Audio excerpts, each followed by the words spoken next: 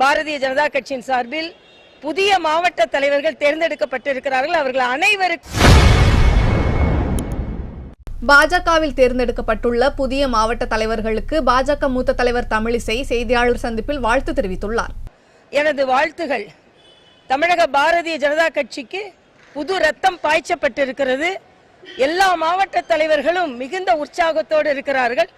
அதனால் நிச்சயமாக நாங்கள் மிக வேகமாக 2026 நோக்கி ஓடி வெற்றி பெறுவோம் என்பதை எங்களது உட்கட்சி தேர்தல் சிறப்பாக நடைபெற்று 2026 தேர்தலை நோக்கி வெற்றிகரமாக நாங்கள் செல்வதற்கு வழிவகுத்திருக்கிறது.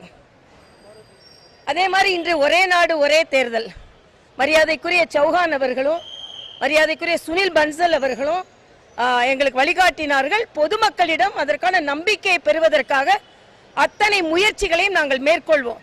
2026 பாரதிய ஜனதா கட்சி நிச்சயமாக ஒரு பலம் பொருந்திய கட்சியாக மாறி பாஜக ஆதரவு இல்லாமல் யாரும் ஆட்சி அமைக்க முடியாது என்ற ஒரு சூழ்நிலை இப்பொழுது கட்சிக்குள்ளும் தமிழகத்திற்குள்ளும் உருவாகி வருகிறது. ஏனென்றால் இன்று அண்ணன் ஸ்டாலின் மறுபடியும் போர்வாளா இருப்போன்னு சொல்றார்.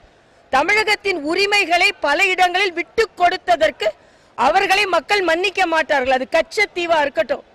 கச்சத்தீவை ஏன் விட்டு கொடுத்தீர்கள்? போர் வாளா இருப்பேன்றீங்க. காங்கிரசுக்கு வால் பிடிப்பவர்களாக இருந்து வால் பிடிப்பவர்களாக இருந்து கச்சத்தீவை தாரை வார்த்தீர்கள் அன்று. அதே மாதிரிதான் இன்னைக்கு நீதிமன்றங்கள் முல்லை பெரியாரின் உயரத்தை உயர்த்தலான்னு சொன்னாலும் உங்க கூட்டணி கட்சி ஆட்சி செய்யறது மறுக்கிறார்கள். தமிழகத்தின் உரிமை அங்கே பாதிக்கப்படுகிறது.